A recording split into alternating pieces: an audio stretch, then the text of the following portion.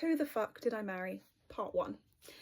So I'm a Brit who has recently returned to live in the UK after 5 years in the US, and this is the beginning of my story, really, of how I met my husband, and yeah, the last 7 years that we spent together, that has recently ended a few weeks ago with our separation and our imminent divorce. So I actually met my husband in Bristol about 7 years ago. We actually met on a dating app called Bumble. It's where the girl speaks first, and I thought that was great because then I could kind of control the conversation. So I matched with my husband on there.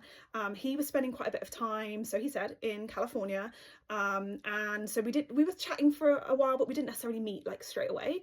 But I liked him. He was good looking, seemed to like to travel, seemed ambitious, seemed to tick all the boxes. So we arranged a first date and we met at a bar in Bristol, on the Triangle.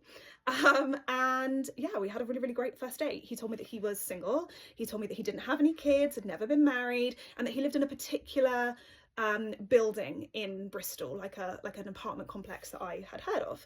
And it was a great first date. I mean, yeah, he was charming, he was sweet, he was just like everything you'd hope for. So we actually arranged a second date, and on the second date we went to a comedy club, and again, an amazing second date. And on this second date we had a first kiss, and he asked me if I wanted children and if I wanted to get married, and I said yes, absolutely. And he was like, yeah, me too. And he said that would have been a deal breaker for him if I hadn't have wanted children or to get married.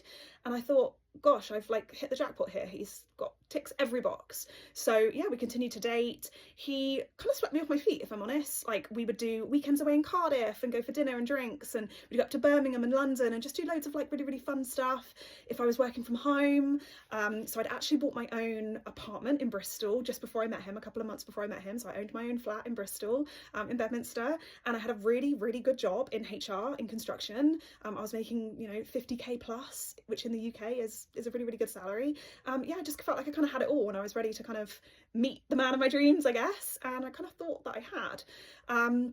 So yeah, the dates went really, really well. We were seeing each other for a couple of months. He would, leave flowers outside my door when I was working, or lunch, like a meal, just like a meal deal or something, but he'd just leave it outside my door when I was working. And yeah, he just ticked every single box. He started to spend quite a lot of time at my flat, and I kept saying to him, like, you live in this particular apartment complex, it's by an M&S in Bristol, and I was like, I would love to see your apartment, you're always at mine, I really, really want to see your apartment. And he was like, oh yeah, soon, and then he didn't. And at one point I was like, no, I need to see where you live. Like, why are you avoiding this question? It's so bizarre to me. And he was like, oh, I'm actually selling it, and the sale's just about to go through. And then before I knew it, he'd sold the flat, and life had kind of moved on. I'll come back to that because that's pretty important. But yeah, so I was like, okay, fine.